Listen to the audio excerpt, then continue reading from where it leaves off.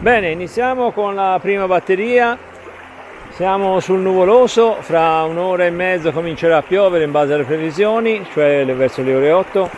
Siamo alle 18:31, quindi sì, un'ora e mezzo circa.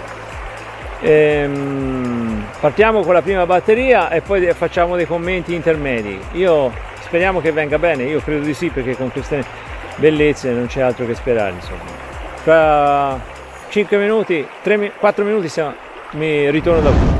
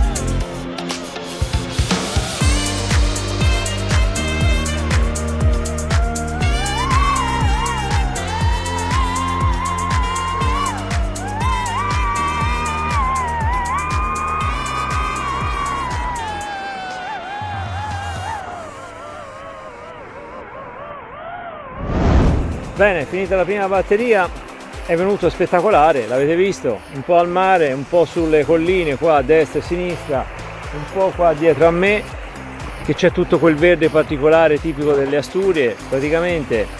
E a me è piaciuto da morire pilotarlo, devo essere sincero, ho anche sfiorato diverse cose e poi a un certo punto ho volato a mezzo metro dalla superficie dell'acqua. Sì, mi dava a mezzo metro in pratica. Quindi è venuto spettacolare a mio avviso. Poi voi ditemi la vostra e lasciatemi un commento, va bene? Ora partiamo con la seconda sessione, quindi la seconda batteria. Ci vediamo tra poco.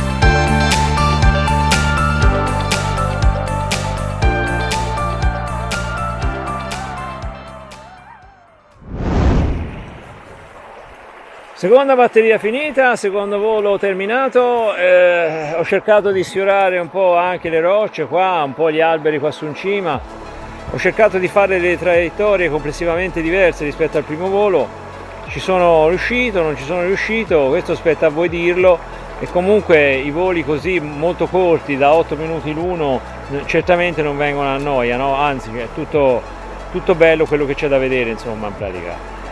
Questi sono voli particolarmente corti perché la batteria dura poco, in quanto in modalità sport l'FPV mangia tantissima energia, però arriva anche a toccare i 100 km/h e a volte me li passa anche, arrivo anche a 104, 105. Bene, cosa dire? Commenti finali, facciamo tutt'uno. Commenti finali, a me è piaciuto tantissimo perché a me quando vengo a volare con l'FPV sul mare, a me piace moltissimo questo tipo di volo, per me mi incanta proprio vedere queste cose. Poi il mare a me già di per sé è già bellissimo di suo, poi ci passiamo sopra con un drone o di fianco o vicino, e allora diventa ancora più spettacolare. Vi rimando ai miei canali nuovi che ho creato a gennaio del 2024, cioè di quest'anno, sono 3 canali, andateli a vedere e poi semmai commentiamo insieme, magari lasciate dei commenti, io vi rispondo e risponderò a tutte le vostre domande, insomma, particolari che avete da farmi, insomma. Bene, poi non lo so, se vi è piaciuto io lascio sempre un like quando guardo i video su YouTube che a me piacciono. Vedo tanta gente però, voglio fare una puntualizzazione, che chiede il like prima di aver visto il video, e questa è una cosa bruttissima, perché come?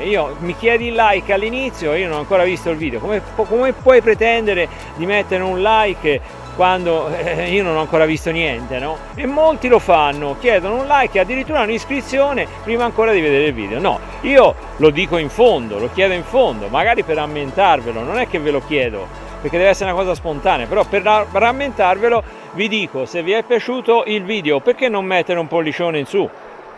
No, nel senso, oppure un'iscrizione, fa sì che il mio canale aumenta di prestigio, aumenta di valutazione e cercherà di svilupparsi sempre meglio. Ecco, alla fine va bene, come faccio io, insomma. Però ognuno ha le sue idee, io non la condivido quella lì, però ognuno ha le sue idee e va bene. Vi lascio e vi do appuntamento a sabato per l'anteprima di un nuovo video che verrà pubblicato come sempre il lunedì alle ore 20. Ciao e buona settimana.